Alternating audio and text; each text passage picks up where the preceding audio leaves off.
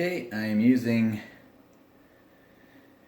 a Utrecht Series 209 size 2 for this one. So there's the brush. It is, where's the, right there. Utrecht, whoops, let's see if I can get that in there.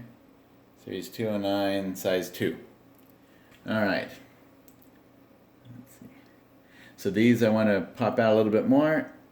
So I might come in just like that.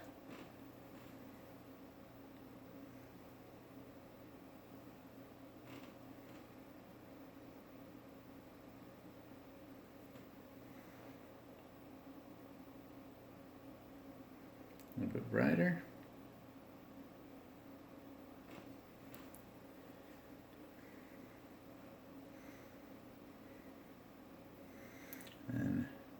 Okay, so that was with some bright cadmium lemon and white, but I want them a little bit more on the peach side.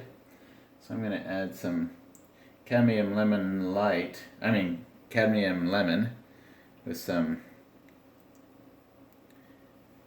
quinacridone red and white. See what kind of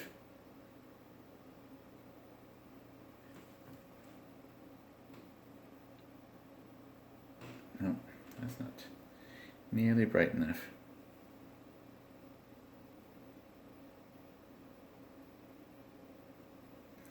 So I'm going to have to add a little bit of cad yellow medium to that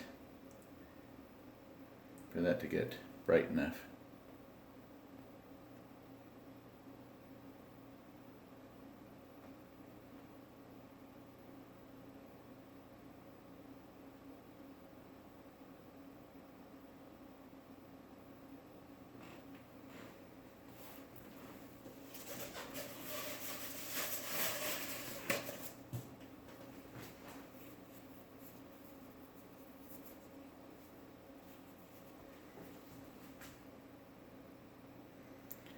And I might take some of that color and just pop out an area somewhere else. So you can see it's fairly thick paint when I get to the last leaves like that.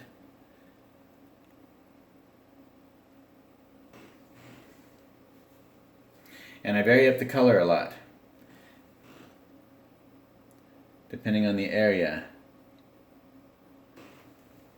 So I think about the especially complementary colors. So when I start getting into reds, reddish oranges and stuff, I might use some very bright greens.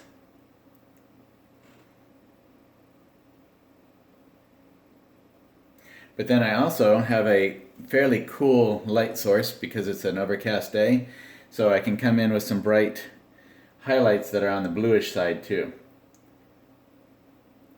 And I do that with either phthalo blue or some manganese blue and a lot of white.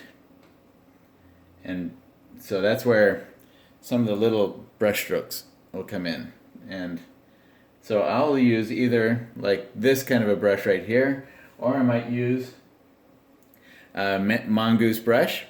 Like this is an Asabi Series 6158. And I talk about each of these brushes in the course. This is the number 4. I can also make a lot of these strokes with my bigger brushes. So even like this one, this is the Utrecht, and this is in the master course in the section on brushes. I talk about each one of these brushes. So this is the one, crud, I can't even see which one. 103? Something like that. Let me look at my glasses.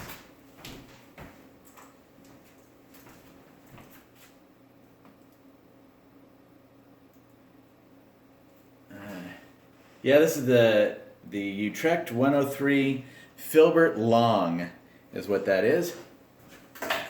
And you'll find that one in the master course. I can even come in with that brush. Oh, crud. So I can come in with that brush with just some paint on the very edge. And what I do is I push my brush into the paint, get a little bit on the edge, and then I just lay it in just like that, just the edge of the brush, to create kind of like a little highlight on those areas, as if the cool light is catching on the edge of a leaf, and it creates that kind of a highlight. It also gives us some nice cool color to go in with all the warm color that we have in here.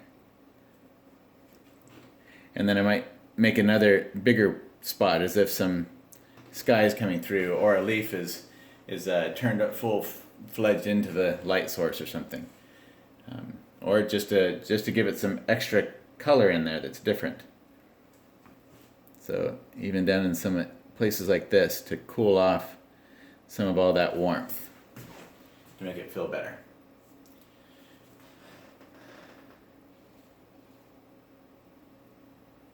You might have missed that. I was zoomed in so much I didn't even notice it there. Okay, so let's see. Let me get a little bit more of that yellow mixed with, I still have some of the blue on it from other stuff. Maybe I'll come in, so where there's something that's a bigger leaf area like that, where I have bigger area of color, I'll come in and just put something like on the top edge or on a spot like that. And I'm just getting a lot of paint on the very tip end of my brush, and then laying that on in a nice thick pile of paint, basically. That's where my highlights. They're very thick amounts of paint on there. So maybe I'll break up an area like this with some of that. Oh, you don't see that up there, do you? Okay, it's hard for me to tell exactly where I'm at with that. And my camera doesn't like to move around a lot. Okay, so let's see, what other kind of a not here, I'll get a bright one down in here.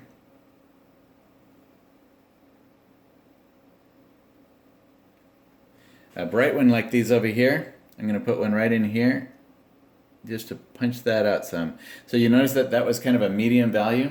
I wanted something to really pull these out more. And then especially they'll really stand out against a dark background like that.